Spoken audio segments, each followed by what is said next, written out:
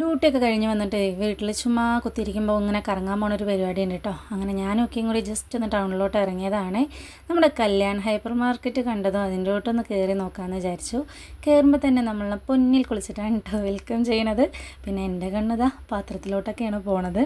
ഇവിടെ ഒരാൾക്ക് പേനയോട് എന്താണെന്നറിയില്ല, വല്ലാത്തൊരു പ്രേമമാണ് കേട്ടോ. അങ്ങനെ ചട്ടിയും പത്രമൊക്കെ കണ്ടാൽ പിന്നെ ഞാൻ ആ പരിസരത്തുനിന്ന് പോകില്ല. അങ്ങനെ അവിടെ നിന്ന് ചുറ്റിപ്പറ്റി നിൽക്കുന്നുണ്ട്. അപ്പോൾ ആൾക്ക് മനസ്സിലായി കേട്ടോ. അപ്പോൾ ആൾ എന്നോട് പറഞ്ഞു, ആദ്യം നമുക്കൊരു വീടാകട്ടെ, വീടൊക്കെ ആയിട്ട് പോരെ ഇതൊക്കെയെന്ന്.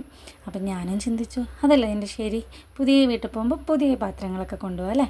അപ്പോൾ പഴയതിനെ മറക്കാൻ പാടില്ല, ജസ്റ്റ് പറഞ്ഞു എന്ന് മാത്രം. പിന്നെ ഉപ്പിലിട്ടതും ഇടാത്തതും അങ്ങനെ എല്ലാ ഐറ്റംസും ഉണ്ട് കേട്ടോ. എന്തായാലും കയറിയതല്ലേ, അപ്പോൾ മേലെയും കൂടി പോയി നോക്കാമെന്നും പറഞ്ഞിട്ട് അങ്ങനെ ഞങ്ങളിതാ മേലോട്ട് പോയി. അപ്പോൾ സ്പീഡിൽ തന്നെ ഇറങ്ങി താഴോട്ട് വന്നു കേട്ടോ. കാരണം നമ്മൾ പർച്ചേസ് ചെയ്യാൻ വന്നതൊന്നുമല്ലല്ലോ. അങ്ങനെ ഞങ്ങൾ നേരെ നമ്മുടെ മിഷൻ സ്കൂളിൻ്റെ ഫ്രണ്ടിലുള്ള കാളൻ കടയിൽ പോയിട്ടേ നല്ല ചൂട്ടോടെ 2 കാളൻ പറഞ്ഞു. അത്യാവശ്യം നല്ല ക്വാണ്ടിറ്റി ഉണ്ട് കേട്ടോ കാളൻ. നമ്മുടെ വയറൊക്കെ നിറയും ഈ ഒരു പ്ലേറ്റ് കഴിച്ചു എന്ന് പറഞ്ഞാൽ. നല്ല ചൂടാണ്. എനിക്ക് ഈ ചൂട്ടോടെ ഫുഡ് കഴിക്കാൻ സത്യം പറഞ്ഞാൽ ഇഷ്ടമല്ല കേട്ടോ. ലൈറ്റ് ചൂട് ഓക്കെ, പക്ഷെ നല്ല ചൂടോടെ കഴിക്കാൻ ഇഷ്ടമല്ല. എൻ്റെ വായൊക്കെ പൊള്ളി.